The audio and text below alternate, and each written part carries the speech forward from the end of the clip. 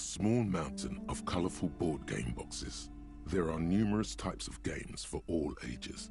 A lot of If you say so, but you better stay away from those immoral occult rituals.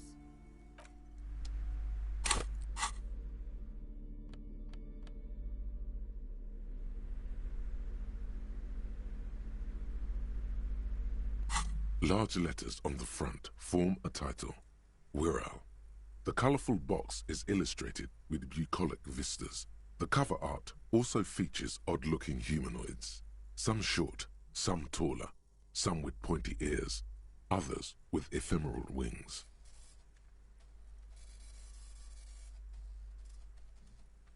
Text underneath the title in smaller typeface reads, 3rd edition, Mega Setting Supplements Module. The side panel adds a sword and sorcery adventure board game with new maps and miniatures. A blurb on the back reads, tired of the tedium and toil of modern life? Escape to Wirral. Leave behind Isolas and nations with their petty squabbles. Discard electricity, magnets, and boring technological widgets. Succumb to a world of high pasternal fantastique. Unleash your imagination and create an adventure of endless possibilities. Discover the terrible secret threatening Wirral. Can your band of adventurers save the world? Exactly. That's the spirit. All you have to do is read an intricate rulebook, study an assortment of maps, unfold the illustrated game board, and start rolling dice. In no time, you could be romping through grasslands with low-level characters, hunted by Iskala riders, or battling unspeakable monsters in endless dungeons fraught with danger and despair, conjuring up forceful magics to aid your quest. Don't forget heated arguments escalating to physical confrontation with your friends. And beer, lots of beer. And most importantly, never forget to rage quit if the dice don't go your way. You pry open the box. Inside you find a folded up map, a small booklet, a 24-sided die, and a little plastic figurine. A reprint of a crude hand-drawn map. The top left corner reads, Lands of Wirral. The map features both small villages and mid-sized towns with odd names, in addition to meadows, forests, hills, lakes, and seas, also with odd names. It doesn't seem to correspond with anything you've seen thus far. It's not a very helpful map. A quick guide to the magical races of Wirral. Create your own hero, choosing from any of these completely unique and fantastical backgrounds. The options are in order of importance. The Welkin, the Tweog, the humans, the fairy folk, and the pygmies. The Welkin, tall, lithe, and graceful, with long flowing hair and pointy ears. They're known for being powerful magic users, but can also hold their own in a brawn-driven fight. The Welkin come with a variety of exciting sub-races. High Welkin, Forest Welkin, Lake Welkin, and Snow Welkin. But if you're not feeling experimental, a basic Welkin will always do. A grand race of industrious mountain people. They're short, stout, and muscular, and enjoy digging for gold and other precious minerals. They're also well versed in the art of combat, where they prefer to use axes and hammers. The Tweog also come in a few different sub-races. Hill Tweog, Shield Tweog, and Dark Tweog. They're just humans. What else is there to tell? They're average in all stats, and jacks of all trades. A very small race of flying people, known for being mischievous, full of trickery. They often lure people into their magical traps. There are no sub-races for the fairies. The least popular of the Wirral races, the pygmies, are short, rotund, and dim-witted. Pygmies live in small villages made of shoddy wooden dwellings. They spend most of their days tilling the earth and smoking their pipes. There are no sub-races for the pygmies. It's made from some sort of wood and has been decorated with peculiar plant motifs. You don't know much about dice, but this one looks pretty damn fancy. You place the die into your pocket. It's always good to have luck on your side. You see a man in ragged clothes wearing a lopsided hat and wielding some sort of a firearm. Huh, interesting. A communard. It is not. The communards are not a part of the game setting. I guess someone misplaced it during the packaging process. Good luck finding people who'd want to play as communard. You pick the figurine up by the base to meet your gaze. The little plastic man stares back at you, his face contorted into a disturbing shout. Then you pocket it. A colorful box with the title, Wirral, in bold letters. It's a board game.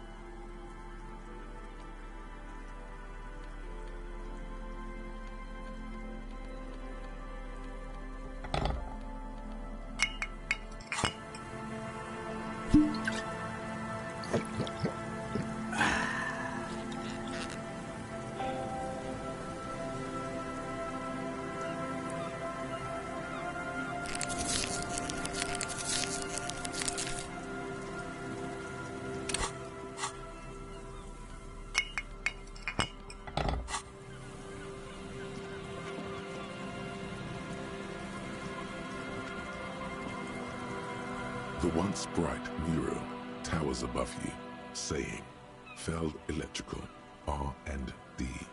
Tomorrow is just a whisper away.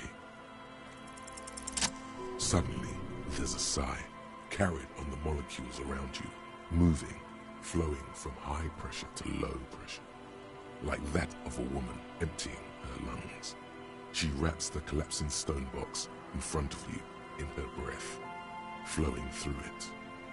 In through the collapsed roof, flowing down a concrete staircase to the basement, sweeping away footprints in the dust on the stairs, and then the beach below the boardwalk, its winding tunnels, a whisper away.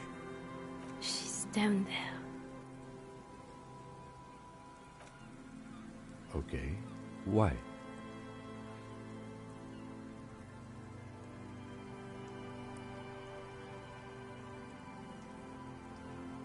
Good, yes.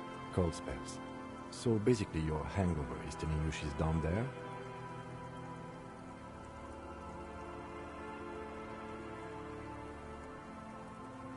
Right. How do we get in there? The doors were on the collapsed side of this building. They're gone, basically. Finally, my time to shine. Perhaps you can climb them. We are not climbing anything. I'm 43 years old, and I plan to live to see 70.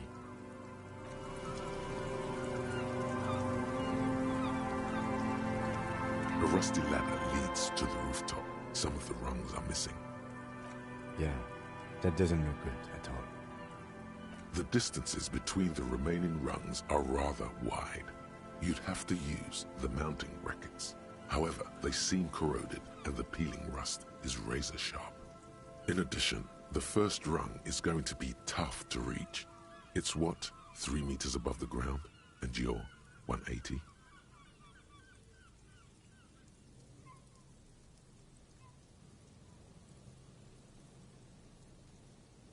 Not to mention that the roof is collapsing and the wind gets pretty brutal up there. Dismounting from the ladder is going to be hard. Perhaps if you were to not climb the ladder. Instead, what if you were to do something more subtle? What if you were to reconceptualize climbing the ladder? Teleportation is not a thing.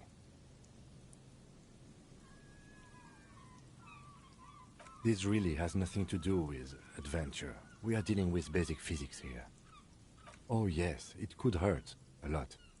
He is restraining himself from using a parental tone with you right now.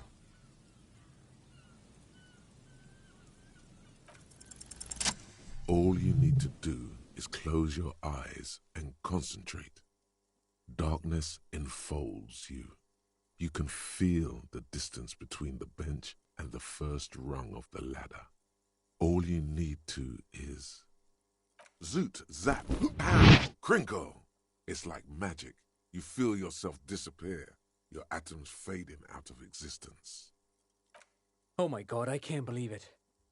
Bang! You find yourself on the roof, having mastered the art of physical displacement.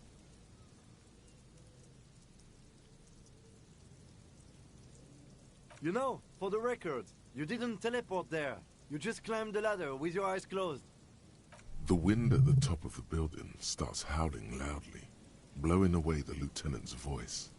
Faintly you hear. Never mind. Find a way to let me in when you get inside.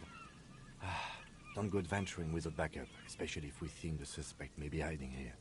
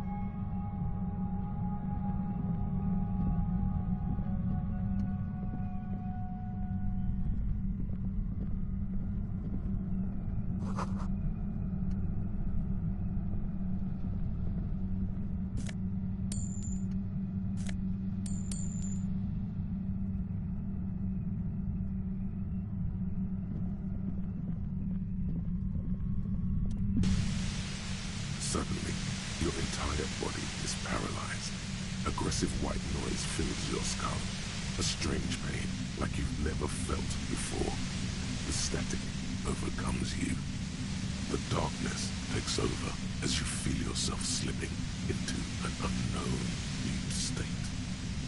Oh, it's death. This is the end.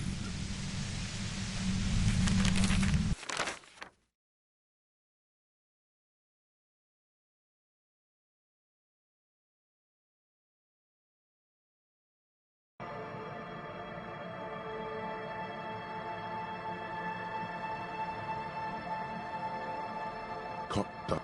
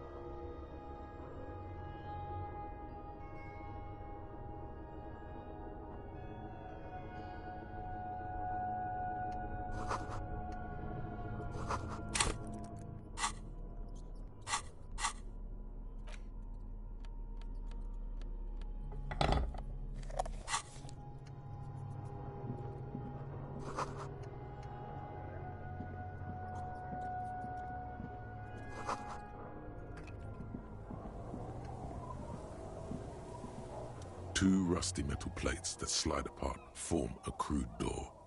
It's been here under the boardwalk for a while. What do you mean, who's there? It's me, Kim. Stop playing around and help me get this door open.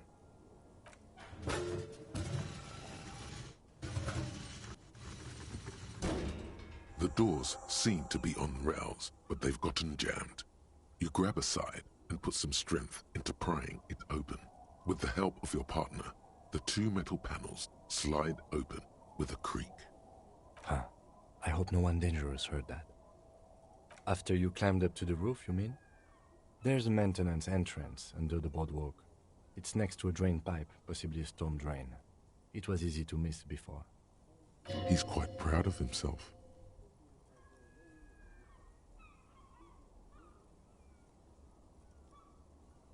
Yes, we have an exit, so let's get going. Time to investigate these passages.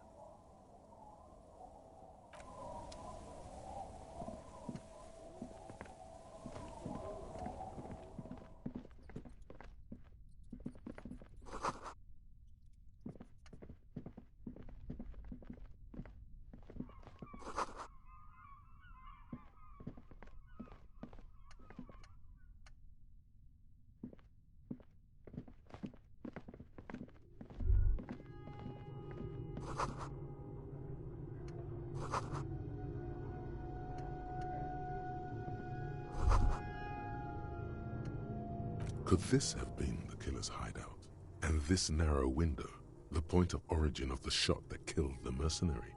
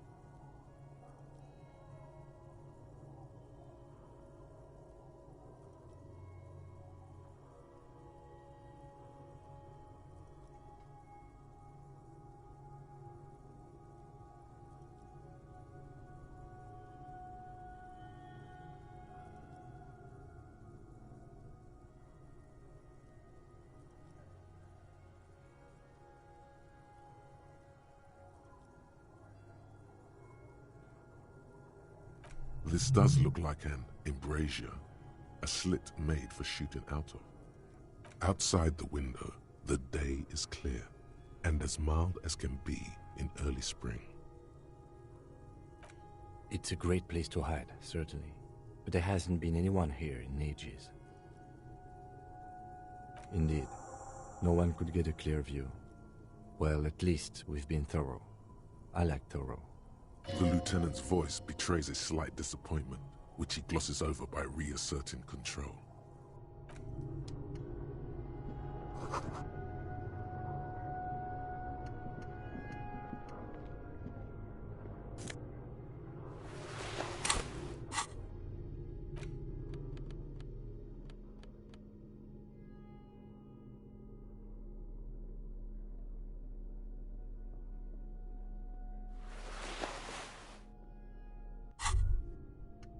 This hat is so soft, so warm.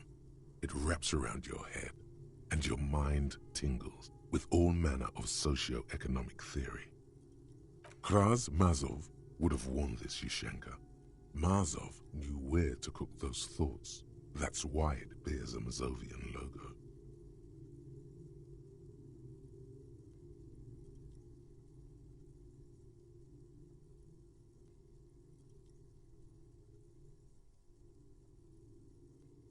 Glory to the revolution, comrade. Whether you like it or not, wearing this hat has made you more communist. Hey. Psst. Psst. Hey, you. Yes, you. Word on the street is you're ready to start building communism again.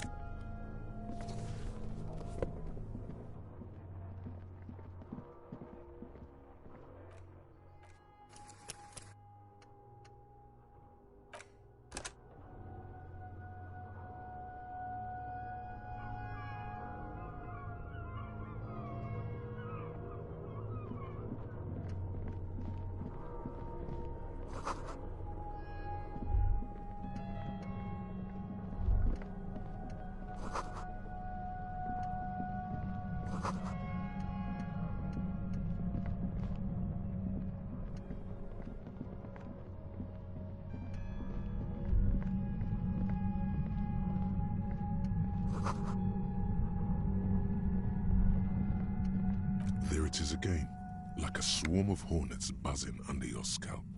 A strange tingling you can almost smell. No, what do you mean?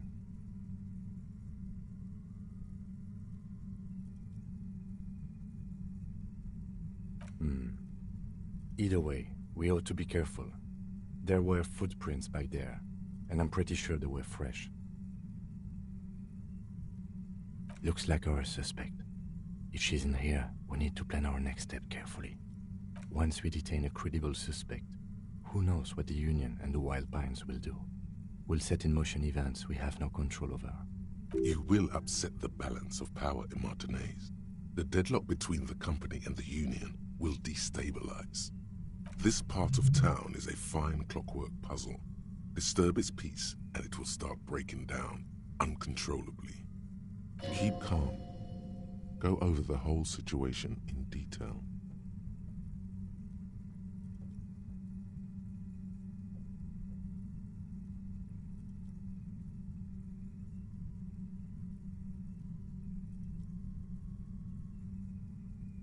Well, we are not responsible for what we can't predict, are we? I don't think the entire city will be razed to the ground. If you can't predict it, there's nothing you could have done.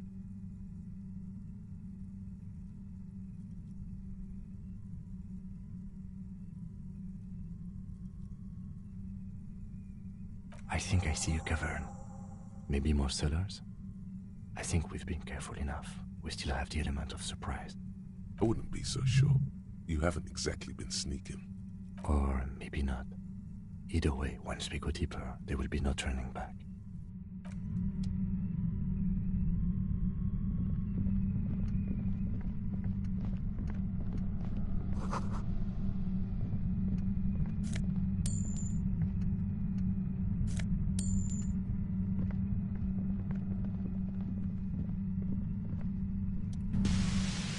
Suddenly, your entire body is paralyzed. Aggressive white noise fills your skull. A strange pain, like you've never felt before. Through the static, you hear a woman's voice. It's like 1,000 radio stations are being blasted into your head all at once. But her words are the only ones you can make out. I know you're feeling pretty uncomfortable right now. Don't move too much or fight it. That'll just make it worse. Can't say it's a pleasure, officer. I was really hoping not to make your acquaintance. But here we are. As she says the word, officer, you feel a spike in the agony. It sounds like the entire radio frequency range is screaming directly into your neural pathways.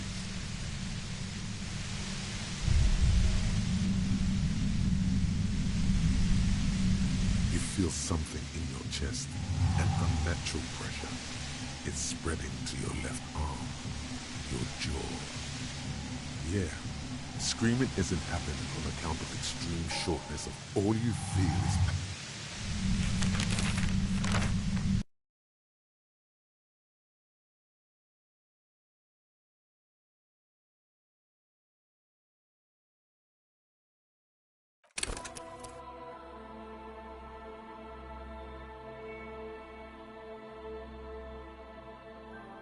Cop suffers